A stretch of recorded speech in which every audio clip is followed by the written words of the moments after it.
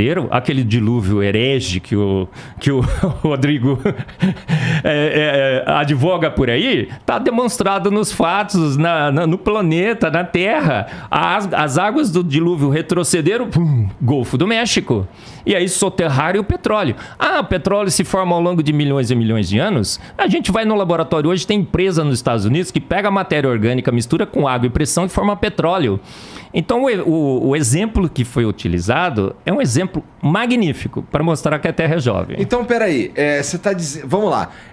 Aquelas ossadas de dinossauros e tudo mais, tem o tal do carbono 14 que pode ter no máximo 30 mil anos? Igor... Não só carbono 14, mas recentemente, Mary Schwartzer, nos Estados Unidos, uma paleontóloga, ela foi pegar um osso de T-Rex, um fêmur de T-Rex, que estava num despenhadeiro. E aí era muito difícil pegar, porque era muito pesado e muito valioso. Eles foram de helicóptero. Chegaram lá, não cabia no helicóptero.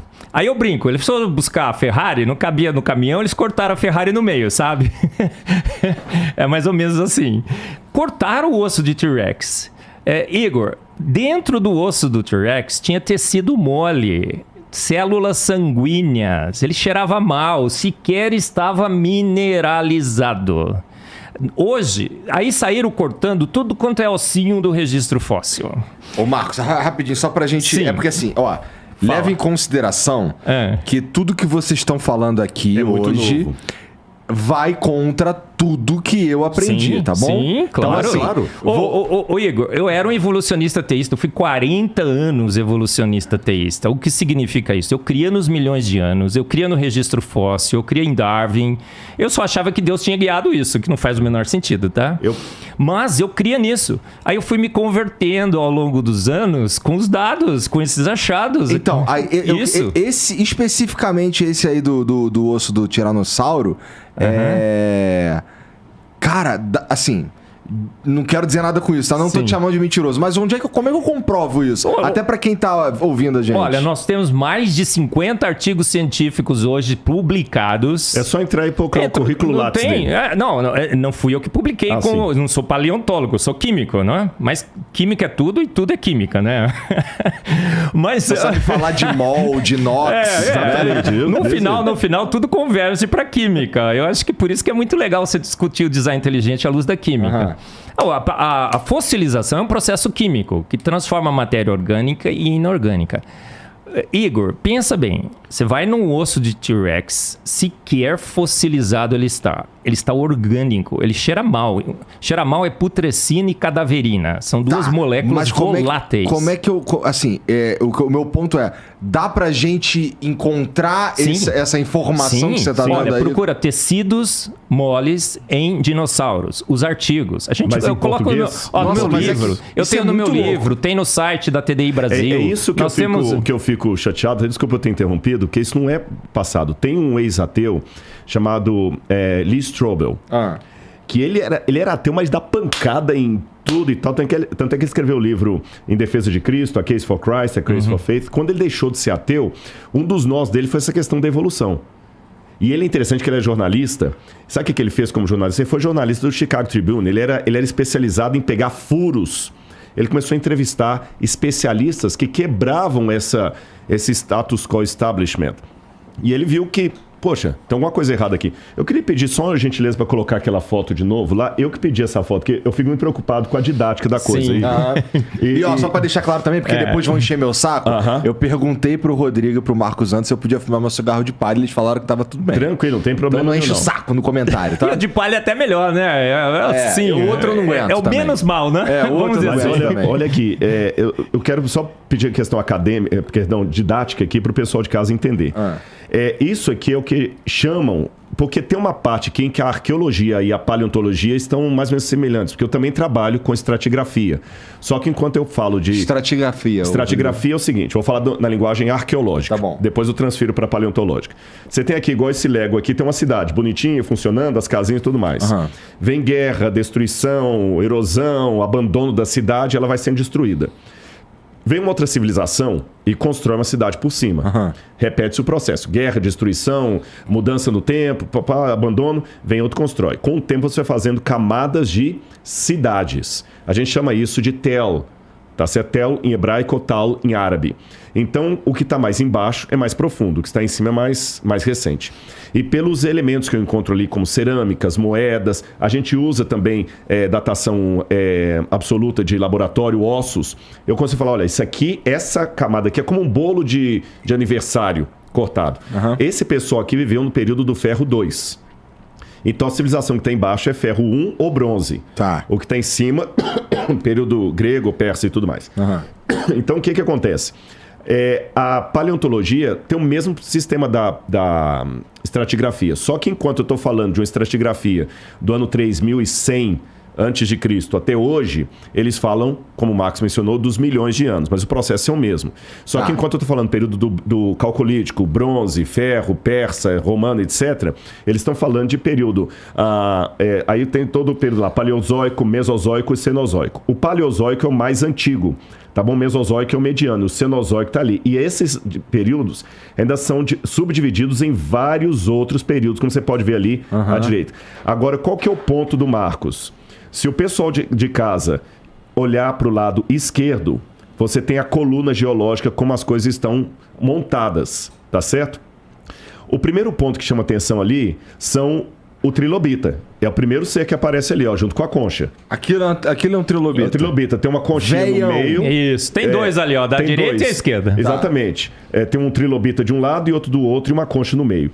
O ponto que o Marcos chama atenção é o seguinte: se a evolução das espécies de Darwin fosse correta, cadê o resto da evolução na coluna geológica? Porque se tudo começa de uma ameba que vai ampliando, essa história está faltando um pedaço. Porque a trilobita já aparece ali, ou o trilobita ou a trilobita, eu sempre confundo isso, viu? Tanto faz, né? Mas já aparece um animal ali já aparece grande. É as trilobitas, viu? Eu dei um Google aqui e achei.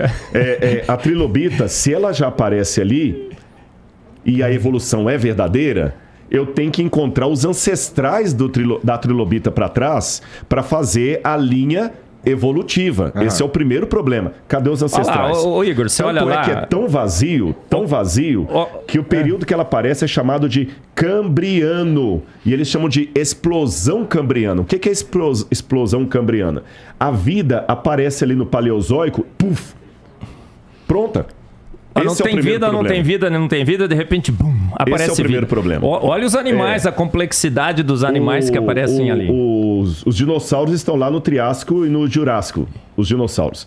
Agora, qual que é o problema? Muitas vezes, isso aqui eu fiquei um pouco assim, poxa, não é verdade. Falou assim, o Rodrigo, mas ele tem um viés religioso. Ele tem um viés religioso. E o outro lado não tem? Veja bem, os alemães estudam tão a sério essa questão de viés que eu prefiro chamar de cosmovisão, que todo mundo tem. Você tem lá em alemão a palavra Verschantal, que é cosmovisão em alemão. É uma palavra técnica do alemão, tá certo? E ela tem todo um estudo filosófico. Todo mundo tem a sua cosmovisão. O ateu também ele tem a cosmovisão. É a forma como ele enxerga o mundo. Quer ver um exemplo? Exatamente. Quer ver um exemplo de cosmovisão ateísta?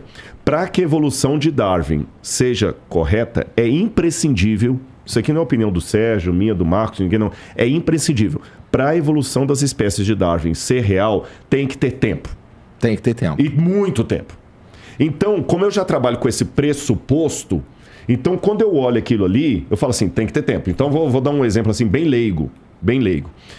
Nós podemos falar de dois estilos de eventos paleontológicos que acontecem. A gente pode chamar de efeitos ordinários e extraordinários. O que é um efeito ordinário? Bom, esse prédio aqui onde o Flow está alocado, ele está em decaimento, porque ano após ano ele vai se desgastando. Se vocês não derem manutenção no prédio, não pintarem, não rebocarem, não melhorarem a estrutura, eu não sei, eu não sou arquiteto, mas vamos supor que daqui a 600 anos ele caia, de velho. Tá certo? Ele vai demorar 600 anos para cair. Mas um terremoto pode fazer esse prédio cair em 5 segundos. O terremoto é um efeito extraordinário. O decaimento é ordinário. O ordinário nós não testemunhamos, porque ele é lento, é gradual. Eu vou precisar viver 600 anos para ver o prédio. Impossível. Mas o outro não, o outro é testemunhável. Agora, se alguém passar aqui e ver o prédio caído e por questão de cosmovisão negar o terremoto, ele vai falar o seguinte: esse prédio aqui tem 600 anos. E a gente sabe que não tem 600 anos. Mas ele fala, tem 600 anos. Por quê? Não, porque eu cheguei ele já estava caído. Para ele estar caído desse jeito, ele tem que ter sido construído há 600 anos atrás. Mas espera aí. E se houve um terremoto? Não houve terremoto. Então, quando o camarada já fala, não houve terremoto, ele já está trabalhando com uma cosmovisão. Então, eu acho que eu tenho minha cosmovisão, o Sérgio tem dele. Agora, a chamar a cosmovisão do outro de enviesada como se eu não tivesse um viés, isso para mim é desonesto. Eu vou explicar por quê. Todo mundo tem uma cosmovisão. Você falou de futebol aí, é lógico que se você gosta do seu time, você vai para lá já querendo que ele ganhe. O problema é quando a cosmovisão se torna uma coisa desonesta e injusta. Vou dar um exemplo. Toda mãe ama o seu filho. E ela vai achar o seu filho a criança mais linda do mundo. Você tem suas meninas aí, que vocês têm duas filhas. As mais lindas do mundo. Pra você, as mais lindas do mundo, você entendeu? E se um cara mexer com ela, vai ganhar um supapo. Você entendeu? Vai ganhar, legal. Você não faz isso por todos os meninos do mundo. Você faz pelas suas, porque são suas. Beleza, parabéns pra você. Você já tem essa cosmovisão paterna em relação a elas, você vai sempre vê-las como suas filhas. Eu vejo como duas garotas. Você vê como suas filhas. Beleza. O que é errado? Se Deus que defenda, eu não quero isso, eu só estou comparando, se as suas filhas cometessem um crime, alguma coisa muito séria, arrebentassem com a vida de alguém e tudo mais, e você como pai paga a polícia para poder liberar suas filhas, aí a sua cosmovisão paterna se tornou uma injustiça enviesada. Tá certo? Então eu acho o seguinte, o que eu tenho que falar é o seguinte, você não pode deixar que sua cosmovisão se torne um viés. Aí eu concordo.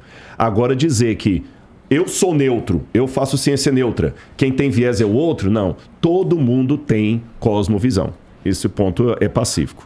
Agora, depende como você analisa. Os dados são os mesmos. Só que a única coisa que eu te dou a palavra é que tem coisas que são mais divulgadas do que outras. É aí que a gente tem que tomar o cuidado, sabe? De saber, peraí, não é porque a coisa é mais divulgada do que outra que ela é correta, porque a própria ciência mostra quantas coisas do passado que foram aplaudidas, a física de Newton, depois ela virou de cabeça para baixo quando chegou Einstein, e agora já tem coisa virando de cabeça para baixo com a física quântica.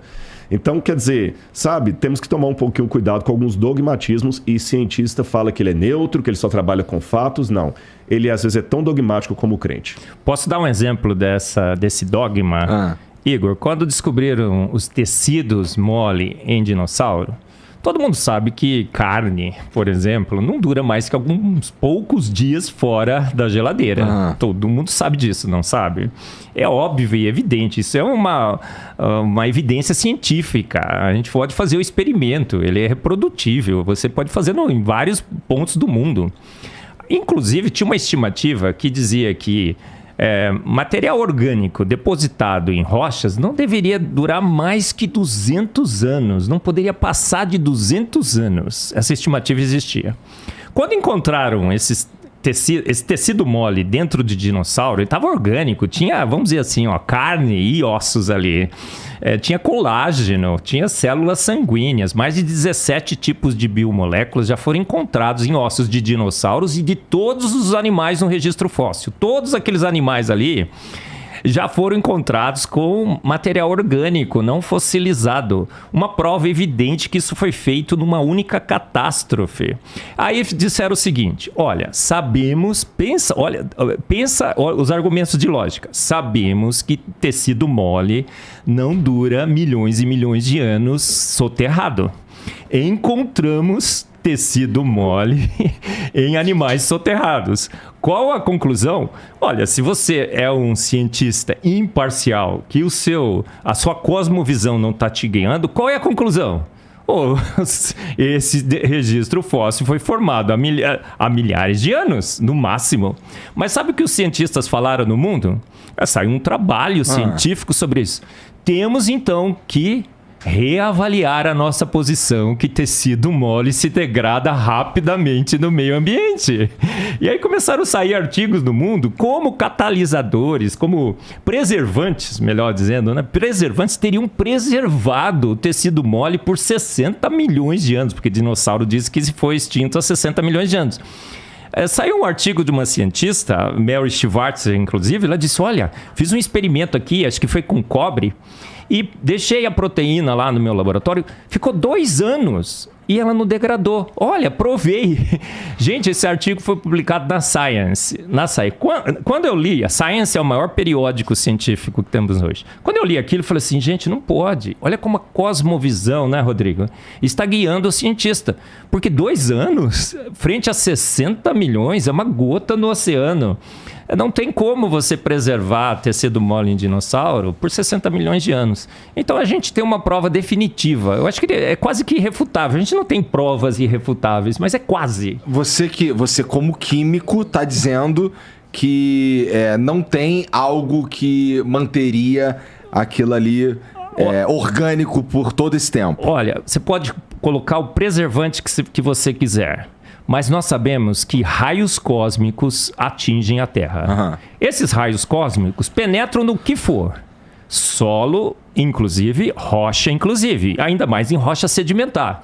Então você pode preservar do jeito que você quiser. O raio cósmico destruiria. Até o raio que o parta. Até o raio que o parta. Então, assim, é uma questão de fé? Absolutamente não.